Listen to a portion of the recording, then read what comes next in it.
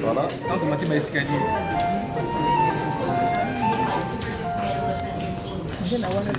channel 3, le troisième channel pour les francophones.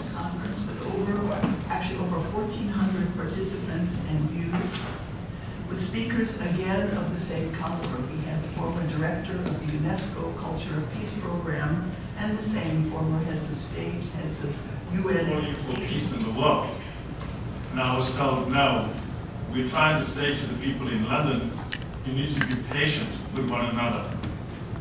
Somehow I wish Israel and Palestine in 2021 to negotiate and mediate the conflict with young people who've never met each other from both the sides, and it was such a difficult job for me specifically because I had to prevent people from bursting out and crying, and because it's such a very intense conflict. And for us, it is important that as young people we respond to escalations every day. Distinguished speakers provided that how significantly does the conflict of interest between various state and non-state entities contribute to the creation of wars and increasing conflicts around the world? Because it's about the conflict of interest. a conflict needs to be managed well. You know when they say when you're having a fight, have a good fight. Et je suis souvent en discussion avec les jeunes étudiants. Et je peux vous dire qu'ils ont l'impression qu'ils ne sont ni écoutés par nous, ni écoutés par ceux qui font le désordre. Et que notre discours, nos paroles, nos mots n'ont presque plus de sens pour eux. Et je le dis parce que je suis sorti encore hier d'une discussion avec les jeunes sur ce qu'ils préparaient comme proposition au rectorat. À Lausanne, c'était pareil. À chaque fois, on leur fait des propositions, des promesses, et au dernier moment, lorsqu'ils viennent pour discuter et parler de leurs revendications, le rectorat leur tourne le dos. Ce que je voulais dire, c'est que lorsque je leur parle de ce que nous faisons pour essayer d'aboutir à la paix, ils nous écoutent sérieusement, mais en vérité, ils ont l'impression qu'on leur parle un langage qu'ils ne comprennent pas, et que ce n'est pas le leur. Donc comment faut-il faire aujourd'hui pour que, non pas que l'on parle de ce que l'on voudrait faire, mais de ce qu'on devrait faire, maintenant et immédiatement. Parce que nous avons sous les yeux aujourd'hui une situation qui est absolument déplorable. Je le dis parce que nous recevons aussi, entre autres, des enfants que nous rapatrions depuis Gaza pour les soigner ici, et je peux vous dire les difficultés que nous avons à pouvoir les amener ici pour leur apporter des soins. Alors, quand est-ce que nous citoyens du monde, nous allons être capables de mettre en place un système qui puisse favoriser la paix, alors que nous avons tous les jours des gens qui préparent la guerre? Merci.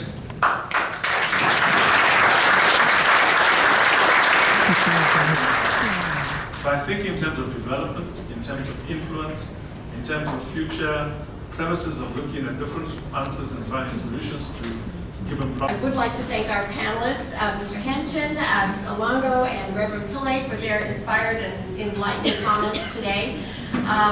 We recognize that this journey towards lasting peace is a long and an arduous one, but it's such as equal human rights or violence against women and girls. UNECE hosts the Conference of European Statisticians, which develops guidelines and methodologies. For the sake of time, I think I will ask each speaker to speak one after another. I think there are many questions that will come from the room afterwards.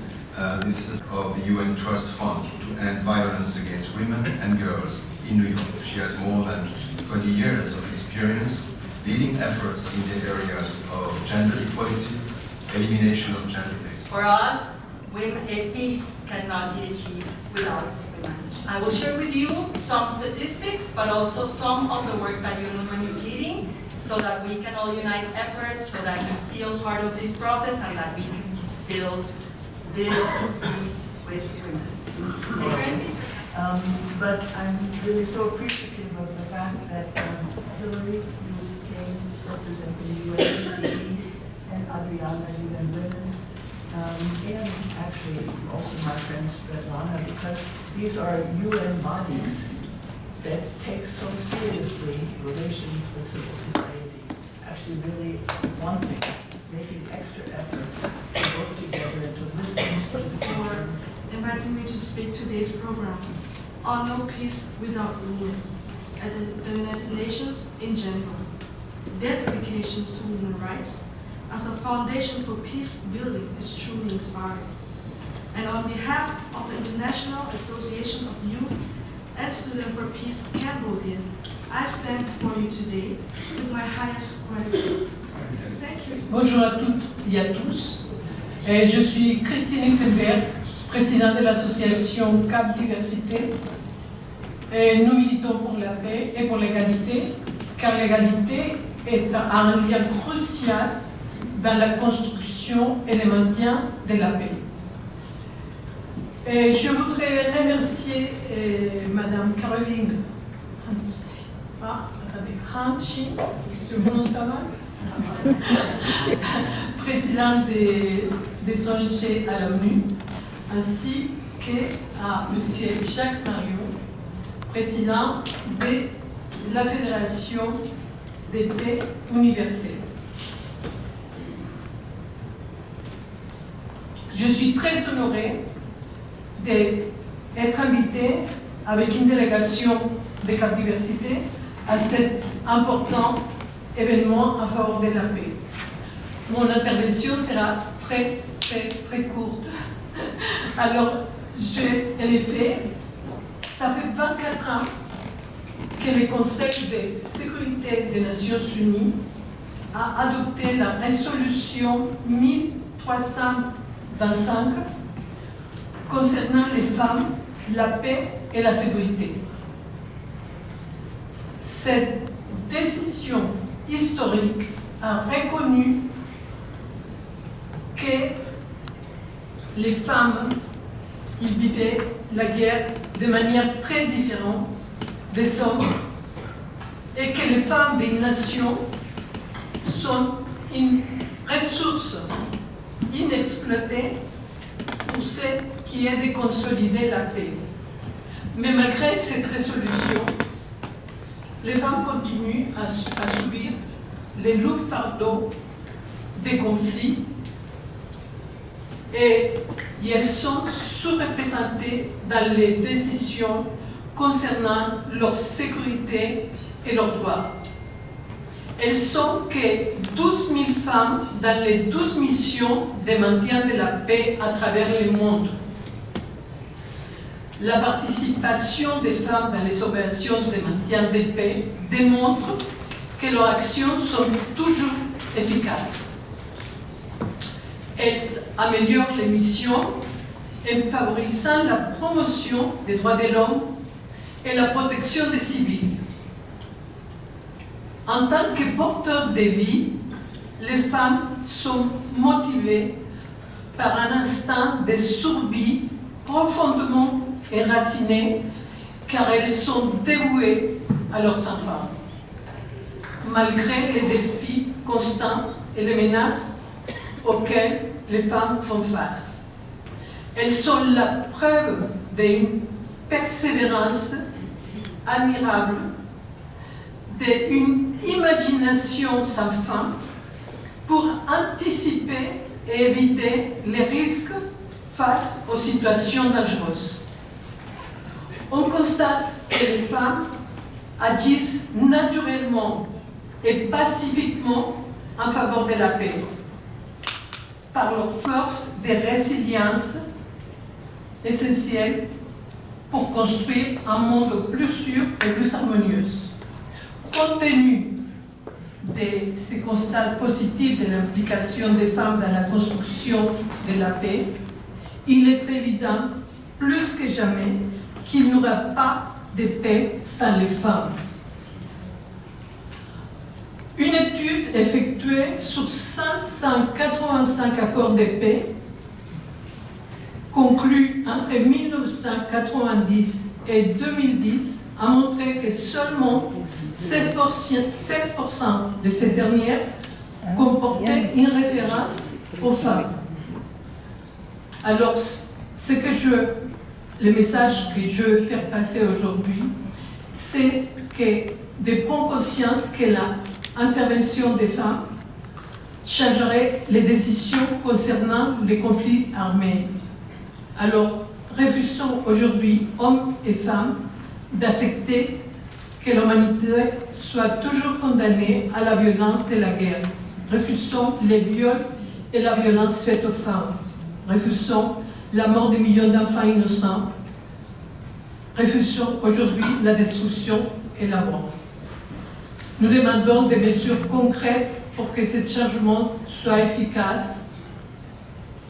Et je finirai pour citer Martin Luther King: celui qui accepte le mal sans lutter contre lui coopère avec lui.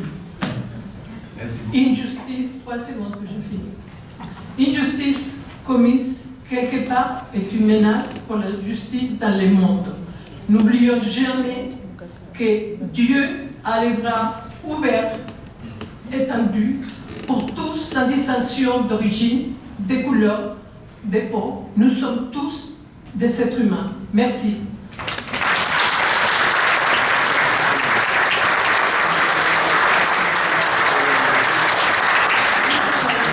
Mass media in the peacemaking and peace preventing concern.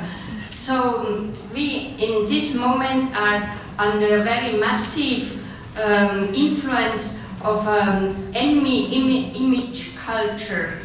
So we are taught that we have to have an enemy and we have to fight him or her or the nation or the virus or anyway. We need first to have an enemy and we have subjugate an enemy. And in order to have this result done, we need to be protected by some force or someone or nation or organization.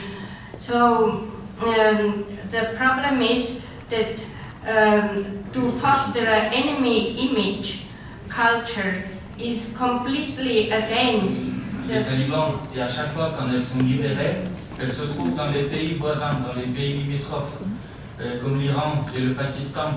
Souvent on voit que les NU parlent de ces femmes, mais aujourd'hui la plupart de ces femmes, on sait que sont dans les pires conditions possibles dans les pays voisins. Et comme elles n'ont plus de visa, elles peuvent se faire expulser vers l'Afghanistan et elles vont être de nouveau arrêtées par les talibans, torturées et peut-être cette fois-ci exécutées par les talibans.